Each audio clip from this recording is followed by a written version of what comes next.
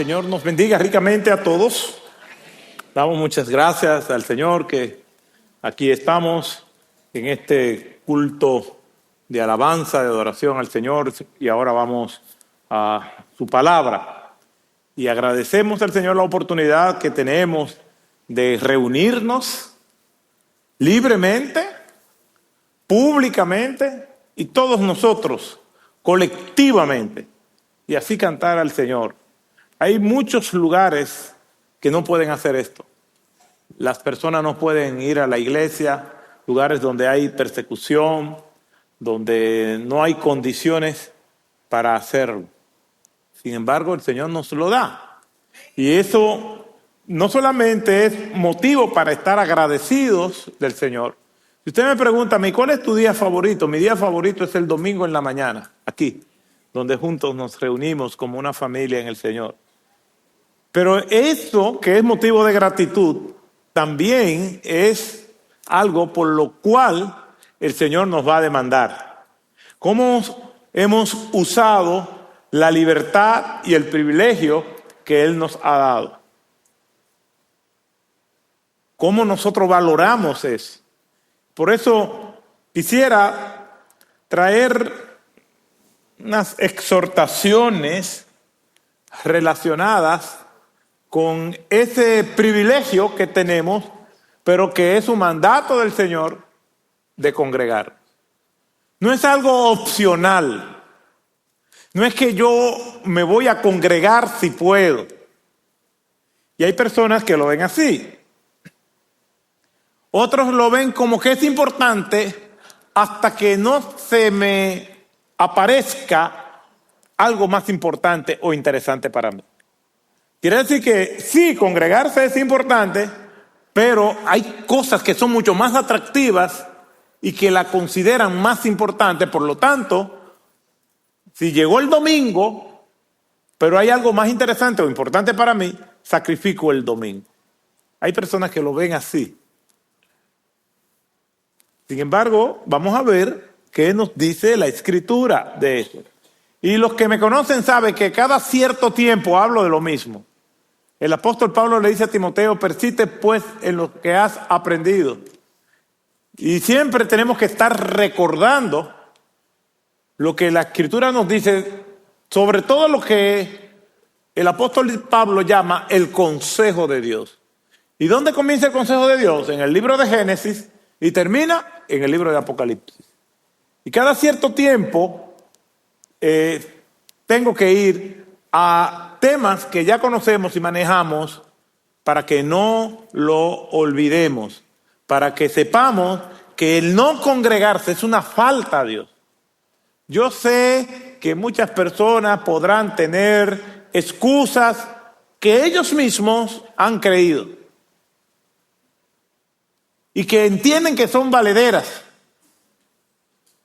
Y he escuchado muchas. Y yo tengo para decirle que son valederas para usted y pueden ser justificables para usted, pero no para el Señor. Hay gente que dice, yo creo en Dios, yo creo en Cristo, pero yo no creo en la iglesia. Estás en un problema porque la iglesia la creó y la funda nuestro Señor Jesucristo. Es como que yo le diga a alguien, no, yo lo estimo mucho a usted, pero no quiero saber de su hijo. Yo recuerdo que mi mamá me decía siempre, yo no lo conozco, pero si te quiere a ti, me quiere a mí. El que me quiere a un hijo, me quiere a mí. Y los que somos padres podemos decir eso. El que me quiere a un hijo, me quiere también a mí. El que me quiere a una hija, me quiere a mí también. Entonces, realmente, yo no puedo decir, yo creo en ti, Dios, pero yo no creo en tus hijos. Porque la iglesia no es el edificio.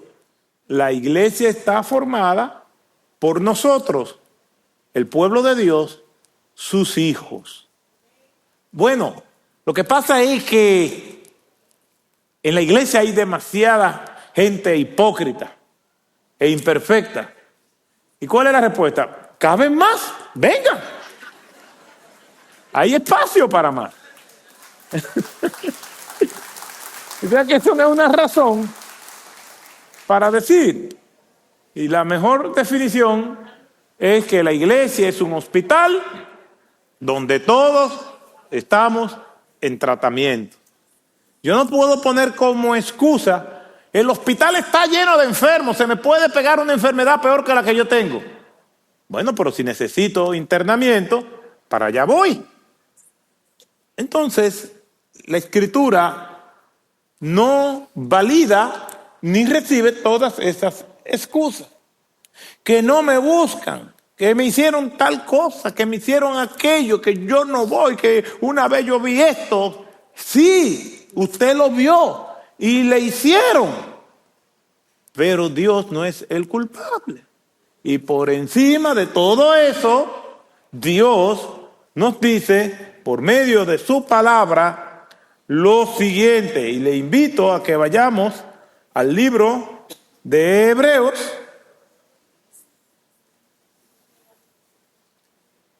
para que nosotros veamos qué la Escritura nos dice al respecto.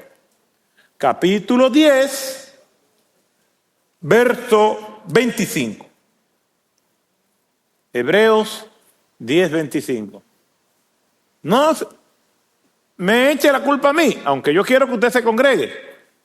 Mire lo que dice la Escritura. No dejando de congregarnos como algunos tienen por costumbre, sino exhortándonos unos a otros y mucho más al ver que el día se acerca. El Señor añada bendición a su palabra. Es necesario volver a este tema. Y gloria a Dios, si usted mira alrededor, todo esto está lleno.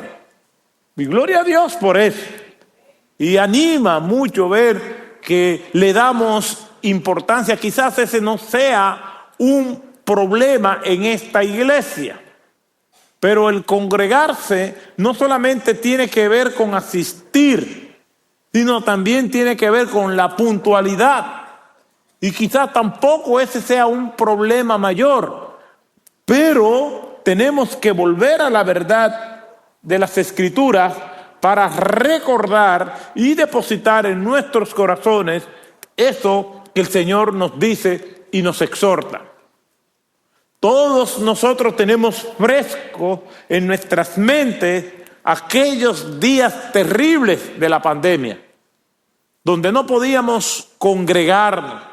Y de repente comenzamos a valorar aquellos que nosotros veíamos normal. Y más que yo recuerdo que en esos días nosotros teníamos los cultos de manera virtual. Yo y un puñado de hermanos veníamos y tenía que predicarles a la audiencia que estaba de manera virtual, pero en el templo todo eran sillas vacías. Y soñábamos con que llegara el momento en que pudiéramos reunirnos nuevamente. Y el Señor así lo quiso. ¿Por qué? Porque si de algo estábamos conscientes en aquel momento, es de que todo pasará. Y pasó. Y de repente comenzamos a entender con claridad aquello que nosotros por un momento habíamos perdido o no habíamos entendido. En un estudio que se hizo en esos días donde no podíamos congregarnos por asuntos de salud pública, se hizo una encuesta, de muchísimas encuestas. Me llamó la atención que en una muestra de una lista de preguntas y de situaciones que se planteaban con relación a la pandemia, pues las personas se le preguntaban que qué era lo primero que iban a hacer cuando se levantara la pandemia. Y el 78% dijeron salir fuera de la casa a cenar. El asunto no era cenar, porque se cenaba en la casa, era salir. No era el asunto de la cena, porque cena teníamos y teníamos comida, pero ya la gente estaba a un punto de desesperación. Yo en algunos momentos salí a cenar fuera, cené en el balcón de mi casa y ahí teníamos, muchas veces lo hicimos así. El 76% quería reunirse con familiares y amigos. Lo curioso es que a esas mismas personas se le preguntaron cómo eran las relaciones interfamiliares, que no eran parte de su familia nuclear, sino con otros parientes. Dice, es tensa, pero aún así queremos reunirnos aunque sea para pelear. ¿Por qué? Porque es una necesidad de interactuar. El 71% quería volver a viajar. El 30% contestó ir al cine.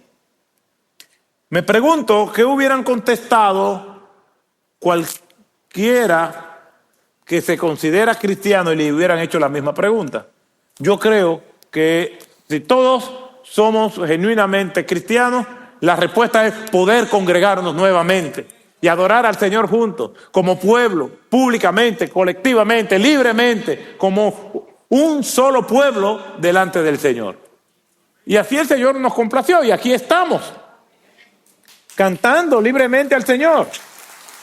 Y si queremos valorar esto que nosotros tenemos, solamente tenemos que pensar en aquellos días. Yo venía con ese equipo y de aquí nos parábamos y predicábamos. Todavía no teníamos mucha conciencia, había desinformación, cómo era que se iba a manejar la pandemia. Y yo recuerdo que yo me montaba en mi vehículo, que lo dejaba en el sol, no encendía el aire acondicionado y me iba con los cristales arriba. Y hacía de mi vehículo como una cámara de desinfectación. Y ahí iba sudando. Y cuando llegaba a mi casa, en la puerta de mi casa, yo me quitaba toda la ropa. Y un día Susana me dice, mi amor, la vecina. Y digo, bueno, la vecina que mire para otro lado. Esto es un asunto de salud pública. Y así estábamos en esos días, tomando nuestras propias medidas para tratar de enfrentar eso. Y con la gracia de Dios y con la ayuda de Dios lo logramos y aquí estamos hoy. ¿Quién nos lo iba a decir? Quiere decir que pasó, pero tenemos que estar recordando constantemente lo que es esta exhortación. Esto es un mandato y es un privilegio, las dos cosas a la vez. No es que si yo quiero me voy a congregar. No es que si tengo tiempo. No es que lo que pasa es que en el momento que iba a salir me llegó una visita y me entretuve. Pues venga con la visita para acá, porque quizás el Señor te la envió para que la trajera hoy aquí. Pero esto no es una opción. Es que esto es una característica de todo aquel que es un hijo de Dios, de que es un cristiano y que tiene las posibilidades de hacerlo. Porque hay lugares y hay circunstancias como la pandemia donde no podíamos hacerlo. Y hay lugares donde hay persecución y donde quiera que lo encuentran a los cristianos lo encarcelan o los matan. Ahora vamos a ver qué nos quiere decir este pasaje. Y vuelvo y lo leo. Hebreos, capítulo 10, verso 25. Y de este pasaje sacamos 6 lecciones que vamos a estar compartiendo. No dejando de congregarnos como algunos tienen por costumbre, sino exhortándonos unos a otros y mucho más al ver que aquel día se acerca. Este libro del Nuevo Testamento exhorta a los cristianos a permanecer fieles. Y esta epístola de Hebreo contiene un mensaje especial para los creyentes. No está dirigida a esta epístola a personas que no conocen al Señor, es dirigida a creyentes en un tiempo en que se estaba caracterizando por algunos creyentes abandonando la fe, de apostasía. Se dirige al creyente que ante la incredulidad y la desobediencia prevalecente en ese tiempo, quien escribe la epístola a los hebreos, cuyo nombre se omite en la epístola, es anónimo. Obviamente uno lee la epístola y da la sensación de que está leyendo a Pablo. Sí, se parece mucho al estilo del apóstol Pablo, pero no hay una identificación. Por lo tanto, aunque sea el estilo de Pablo, no podemos asegurar 100% que fue Pablo que la escribió. Pero sí el autor escribe al ver la actitud de infidelidad de algunos creyentes, entre las cuales estaba que habían abandonado el congregarse. Pablo, o quien sea que escribió la carta, exhorta a los creyentes a permanecer firmes. La carta a los hebreos es por consiguiente una exhortación a la fidelidad que deben tener los creyentes. Y de este pasaje nosotros podemos sacar 6 lecciones. Y se las enumero para después irla viendo una por una. Número 1, es una exhortación para todos los creyentes. Número 2, en la carta y este versículo enfrenta y confronta una mala práctica que ellos tenían que abandonar. Número 3, el congregarse es un medio para crecer juntos como creyentes, como hermanos, como pueblo del Señor. 4, es una muestra visible de nuestra fe. Nosotros no estamos escondidos, estamos públicos. La gente nos ve cuando nosotros salimos. Donde yo vivo, por los domingos en la mañana nos ven como familia, que nosotros salimos y vamos a adorar al Señor, vamos a congregarnos. Ya el solo hecho de vernos es un testimonio público de nuestra fe. 5, es una oportunidad para la adoración pública y colectiva. ¿Es la única forma que yo tengo de adorar y alabar a Dios? No, yo lo hago en todo momento. Tenemos que estar recordando, la vida del cristiano es una vida de adoración en todo lo que hacemos, pero el domingo en la mañana nosotros lo hacemos de manera pública y colectiva. Y hay una enseñanza al final del texto que tiene que ver con un recordatorio del futuro cristiano. Termina el texto bíblico diciendo, y mucho más al ver que ese día se acerca. Aunque la epístola está dirigida a creyentes de nacionalidad hebrea, por eso se llama la epístola a los hebreos, obviamente sus principios están dirigidos a todos los cristianos de todas las épocas y de toda etnia y de toda nación. ¿Qué es lo primero que nosotros vemos en el texto? No dejando de congregarnos. Pareciera como que algunos creyentes de la comunidad hebrea cristiana estaban abandonando la práctica, el deber, el compromiso de reunirse con el pueblo de Dios. Y esta epístola en su totalidad tiene que ver con exhortaciones para aquellos que estaban flaqueando en ciertos aspectos de la vida cristiana. Y hay algunas evidencias que podemos mencionar. Por ejemplo, Hebreos capítulo 2, verso 1 dice, por tanto, debemos prestar mucho mayor atención a lo que hemos oído, no sea que nos desviemos. ¿Por qué estamos tratando el tema de congregarnos? Precisamente ahí está la respuesta en este capítulo 2, versículo 1. Por tanto, debemos prestar mucha atención a lo que hemos oído, a las cosas que han oído, no sea que nos desviemos. Por eso dice la Escritura, en mi corazón he guardado tus dichos para no pecar contra ti. Tengo que recordar la palabra de Dios, Salmo 1, que en su ley medita de día y de noche, en la ley del Señor. Como dice 2 de Timoteo, capítulo 3, versículo 16, toda Escritura es inspirada por Dios y es útil para enseñar, para redarguir, para corregir y para instruir en justicia. Entonces, tenemos que entender que estos son principios que tenemos que estar recordando. Y Hebreos, precisamente, es para eso. Hebreos capítulo 3, verso 12 dice, tened cuidado, hermanos, no sea que en alguno de vosotros haya un corazón malo de incredulidad para apartarse del Dios vivo. ¿Puede un creyente olvidarse de ciertos principios bíblicos? Sí. ¿Puede un creyente comenzar a marginar la responsabilidad que se cierne sobre nuestros hombros de congregarnos, de aprovechar ese privilegio que por algunos meses lo perdimos cuando estábamos en la pandemia? Sí, podemos desviarnos, podemos olvidarnos, podemos creer que eso es algo simple, que hay cosas en la fe que son más importantes, pero congregarnos no es tan importante. No. Si eres creyente, si eres un discípulo de Cristo, si de verdaderamente ama a Dios y no tienes ninguna causa mayor para no congregarte, entonces tenés que congregarte. Tengo que congregarme. Es una opción.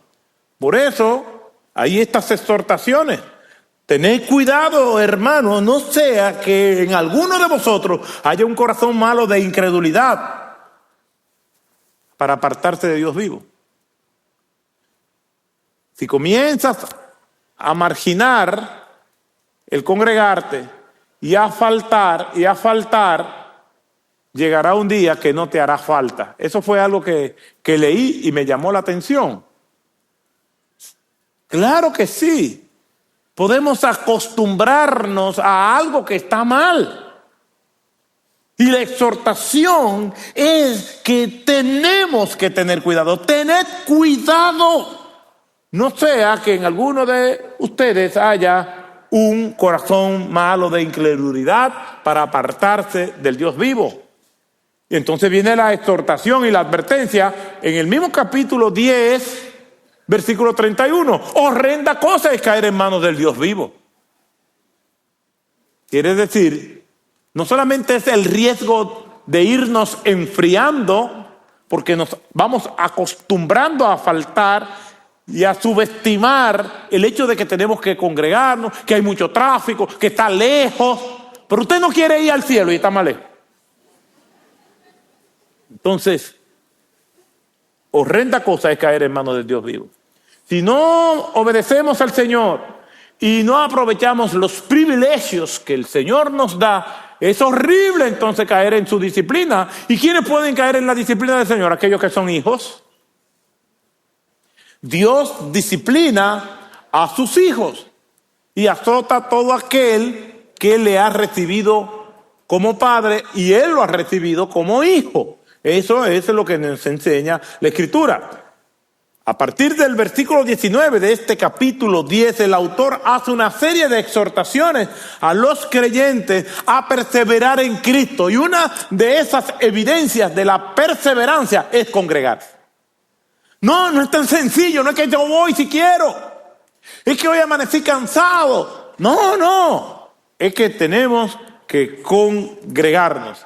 Como dice el versículo 19 de este capítulo 10 de Hebreo, acerquémonos con un corazón sincero, en plena certidumbre de fe, teniendo nuestro corazón purificado de mala conciencia y nuestro cuerpo lavado con agua pura. Así que cuando leemos todos estos versículos estamos leyendo exhortaciones del apóstol que escribió esta epístola a los creyentes.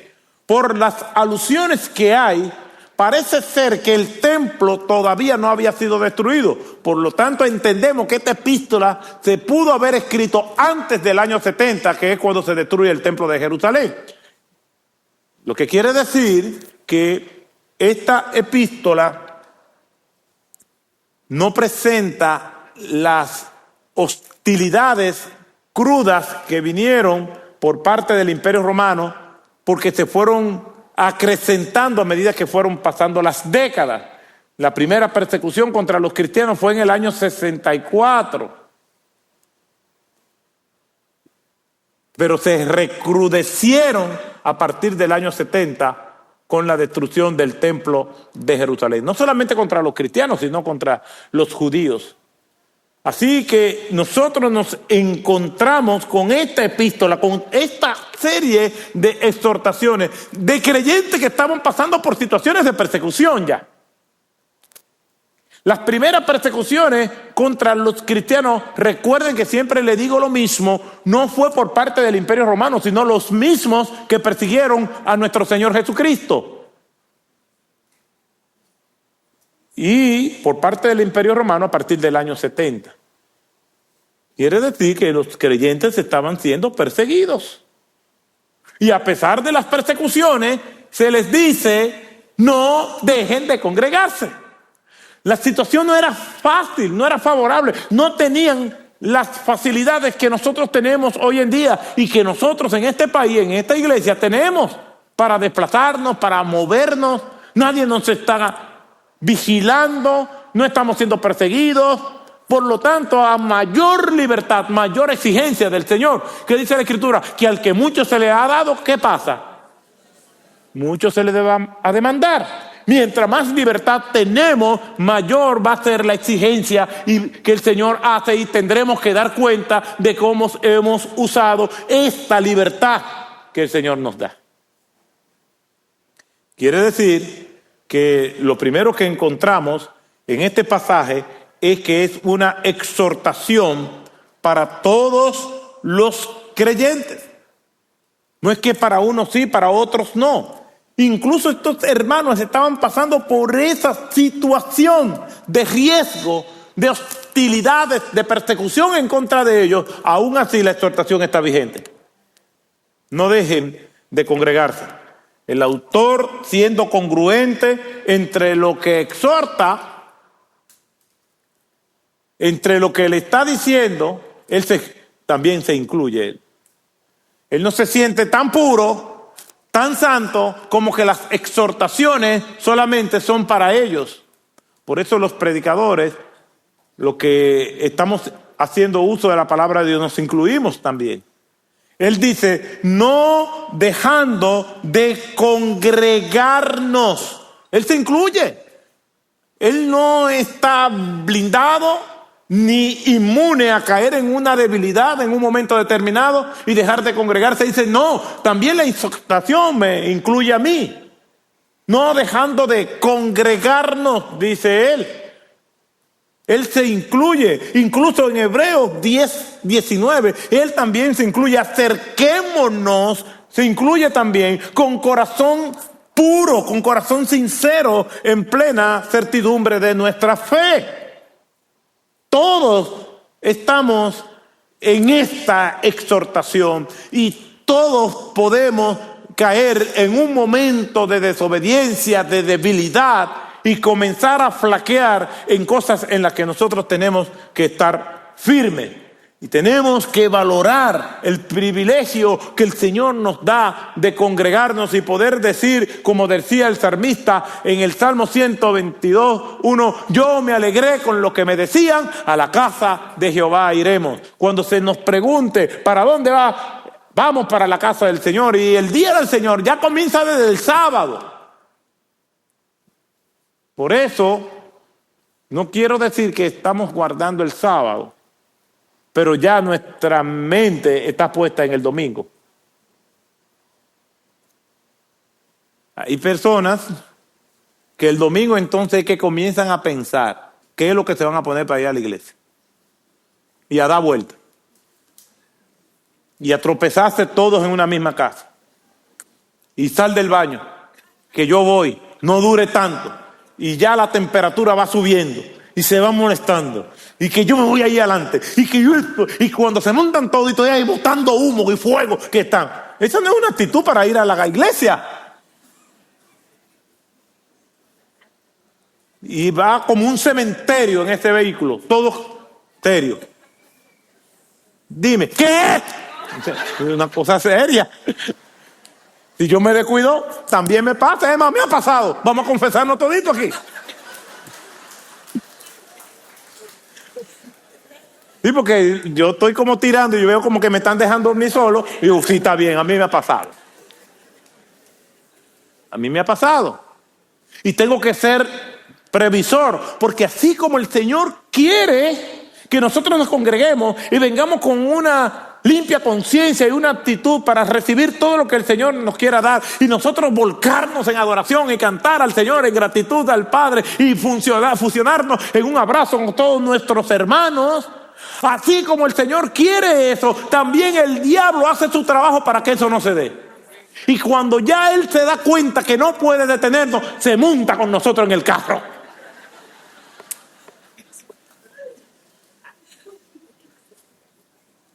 ¿A cuánto le ha pasado? Dios te bendiga, puedes bajar tu mano.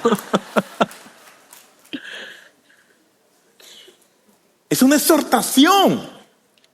Pero dice que tienes que ser alegre. Entonces tenemos que comenzar a entender que así como el Señor quiere, el enemigo no quiere. Y que cuando dejamos de congregarnos por cualquier razón no justificada, el enemigo ganó ese día.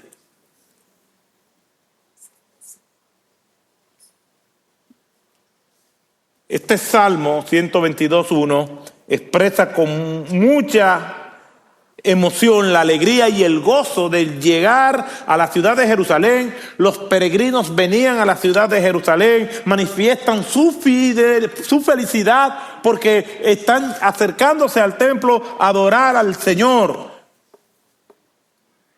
Y decían, llegamos, vamos para la casa del Señor, alegres. La exhortación no es solamente congregarnos, sino también alegres. Y como le damos importancia a eso, en mi caso tengo cuidado hasta lo que me como el sábado.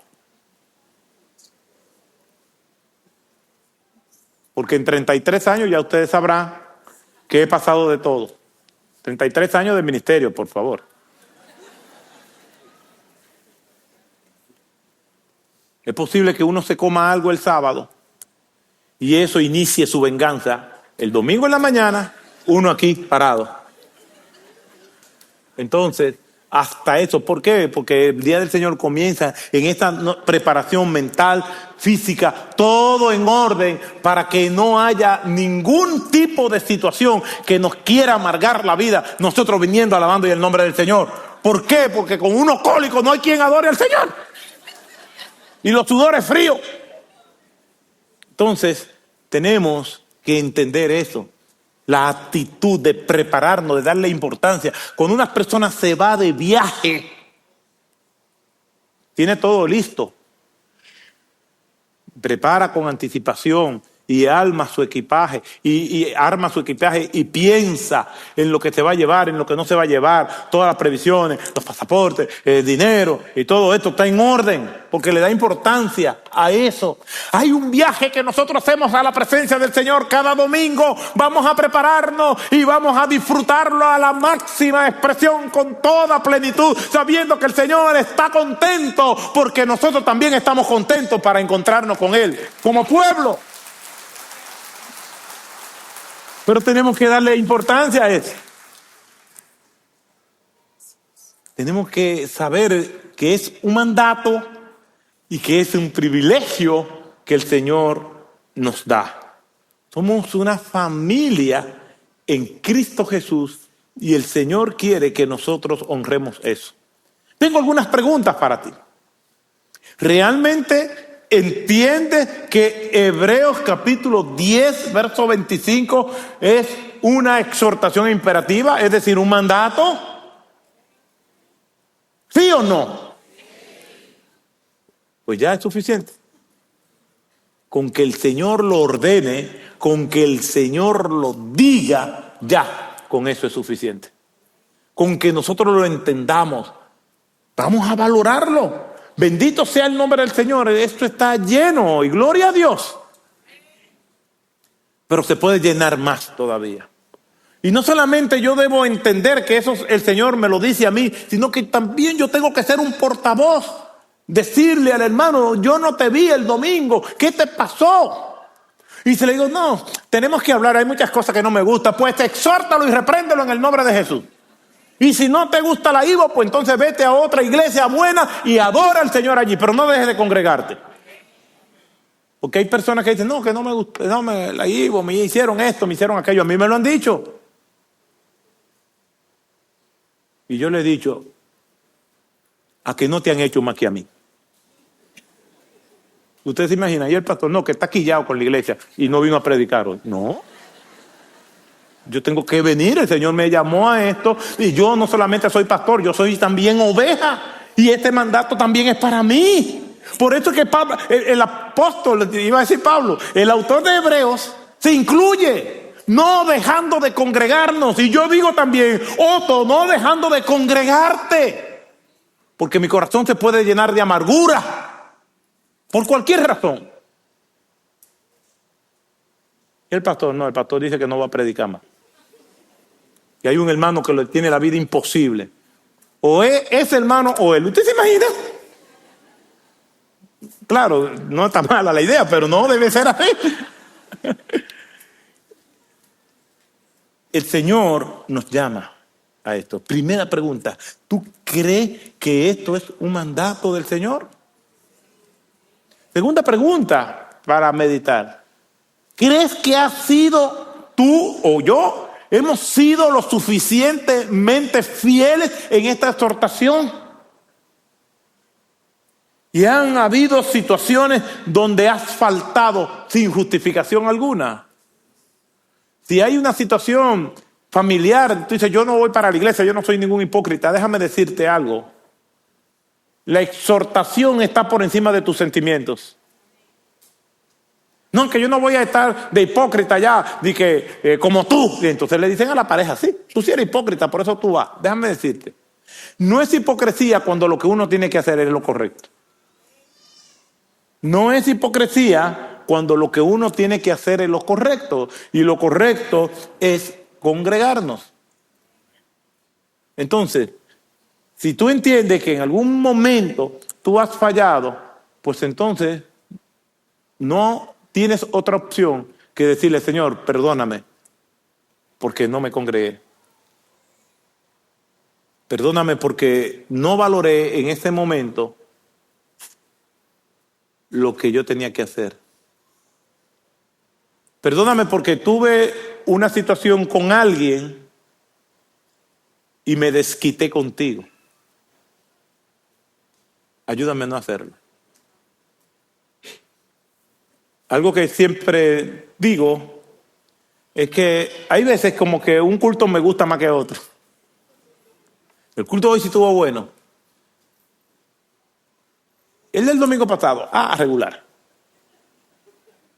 Mira, el culto está dirigido a Dios. Y es a Dios que tiene que gustarle, no a ti. Yo no tengo que preguntar si el culto me gustó. Lo que tengo que preguntarme es si a Dios le gustó. Por lo tanto, si yo me centro en que Dios es el objeto de mi adoración, entonces no importa cómo yo me sienta. Ahora sí, si yo tengo una conciencia clara de lo que estoy haciendo, de lo que está sucediendo, el deleite de Dios también lo voy a disfrutar yo. Porque el gozo que yo puedo tener es porque Dios está compartiendo ese gozo conmigo. Porque es parte del fruto del Espíritu de Dios en nuestras vidas. Así que, hermanos, no dejando de congregarnos como algunos tienen por costumbre, sino exhortándonos unos a los otros. Si tú ves a algún hermano que no se está congregando, acércatele, pregúntale, ¿por qué no estás viniendo? ¿Por qué no te está congregando? ¿Por qué no está yendo a la célula? ¿Por qué no está yendo a los estudios? ¿Qué está pasando? Y si necesita ayuda, ayúdelo. Ore por él. Si usted entiende que hay alguna razón de causa mayor para usted no hacerlo, comuníquelo. Y juntos enfrentamos cualquier prueba que usted esté atravesando o cualquier situación especial.